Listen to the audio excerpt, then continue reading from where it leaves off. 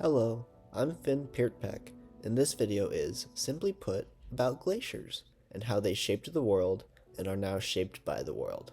Now, I'm not good at breaking the ice, so let's just jump right in before we're frozen here. First, let's get to know some background information about the topic. What are glaciers and how do they form? Glaciers form when large amounts of snow accumulate and are compacted and turned to ice, which makes a glacier a large mass of compacted ice. This then flows outwards and downwards over a landscape because of its own weight. It's like when you spill water on a flat surface and it spreads out from the center, but slower because it's ice. Now, according to the National Snow and Ice Data Center, there are two main types of glaciers. Alpine glaciers, which are like rivers of ice that slowly flow down mountainsides and into valleys under their own weight, and ice sheets, which are the version of alpine glaciers that are unrestricted by mountainous walls and spread out over vast areas in multiple directions, though they currently only exist in Antarctica and Greenland. These two can be thought of as trains versus cars. Alpine glaciers are running on the tracks formed by mountains or terrain, and ice sheets are like a fleet of cars in an area with many roads to travel on, open to go wherever they want. How did glaciers help shape the landscape? Glaciers contributed to shaping the landscape through a process known as glacial erosion. There are two types of glacial erosion, and they are abrasion, which is when the rough underside of glaciers drags rocks and other debris against the bedrock, which produces scratches, called striations, in the bedrock surface, like sandpaper. And plucking, when pre-existing cracks in the bedrock grow under the weight of a glacier and expand. Sometimes these cracks connect to others, and this can cause entire sections of the terrain to be carried away by the glacier. It's like if you cut a hole in a piece of paper that had one side taped down and blew on it, causing the disconnected piece to blow away while the remaining piece that is still connected to the ground stays. But glaciers don't just take from the land, they give back to it through glacial deposition. This is when rocks and sediment that were carried by the glacier are deposited somewhere when the ice melts. Now that we know the basics of what a glacier is, we can go more in depth on how this affects us. Glaciers do a lot when it comes to the climate that are snow-laughing matter, but what exactly is it that they do?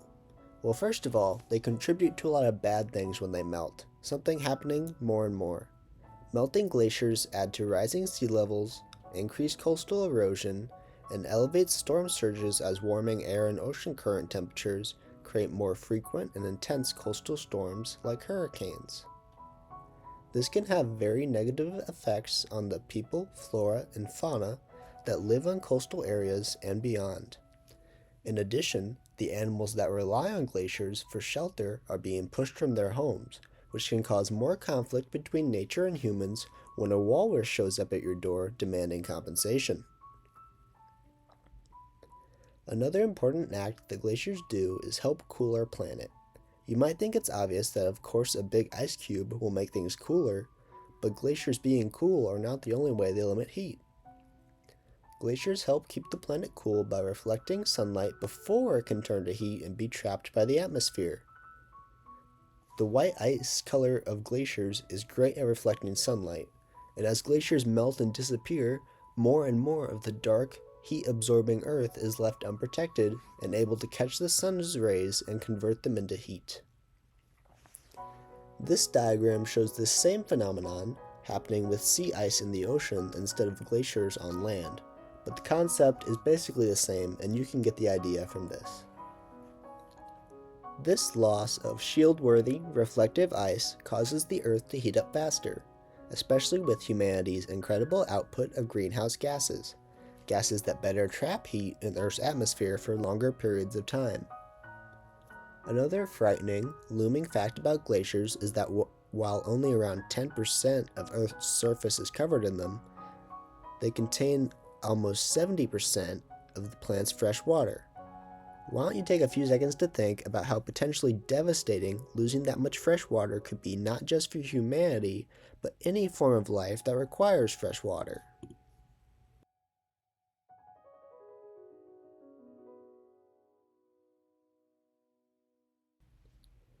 So far, we've talked a lot about how glaciers have impacted the world, but now let's look more at how the world impacts glaciers in turn. To start us off, and because I don't want you to feel like I'm giving you the cold shoulder, I will ask a multiple choice question, and you will have a few seconds to think before the answer is revealed.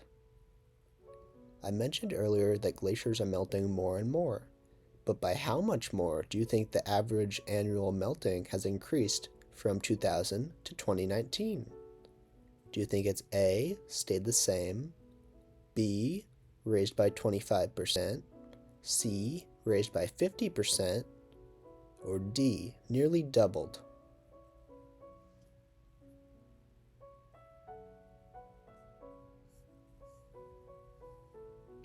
The correct answer is that the annual rates of glacier thinning have nearly doubled from 36 centimeters in 2000 to 69 centimeters in 2019. This large of an increase in how much, on average, that glaciers are melting every year shows that clearly something must be causing this speedy phenomenon. But what? Well, one easy answer is humanity, and their tendency to not think ahead on topics not directly involving themselves or their profits. Especially since the Industrial Revolution, carbon dioxide and other greenhouse gas emissions trap more heat in the atmosphere at any given time, which has raised temperatures. And as a result of this, in conjunction with many other factors, glaciers are rapidly melting and calving off into the sea or retreating on land. This is bad for numerous reasons, and according to Earth.org, even if we significantly curb emissions in the coming decades, more than a third of the world's remaining glaciers will melt before the year 2100. This news is troubling for those concerned with the future of the planet, but it seems like the number of people who care enough to act is not high enough to stop the more abstract problems like this.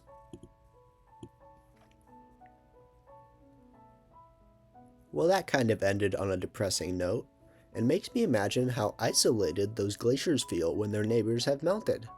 But let's try to think positively. What can we do to help the glaciers? Is there any kind of get out of jail free card that we could use?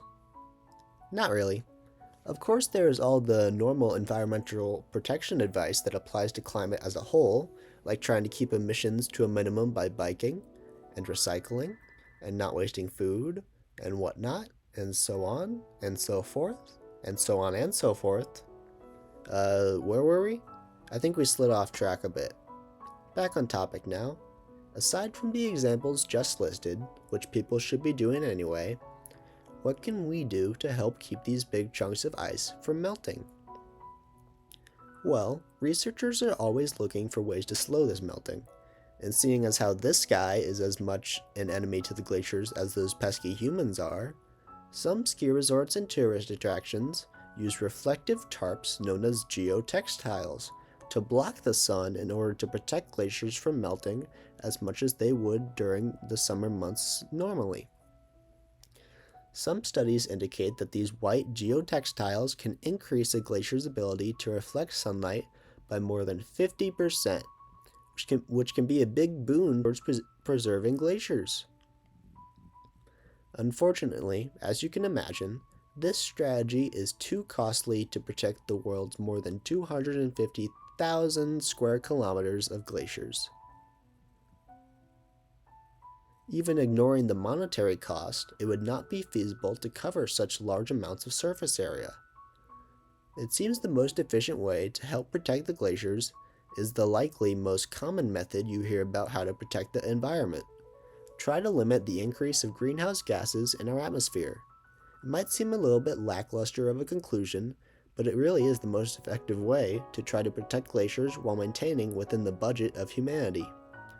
Of course, even if we accomplish a massive decrease in our release of greenhouse gases, we will still lose so many glaciers before much meaningful impact can be made. We've gone over a lot of information today, so let's draw this to a froze. This is what it melts down into. Glaciers have contributed to shaping the world through processes like glacial erosion and glacial deposition. And the world in kind has contributed to diminishing glaciers through processes like climate change and global warming. Thank you for watching the video. This is the end.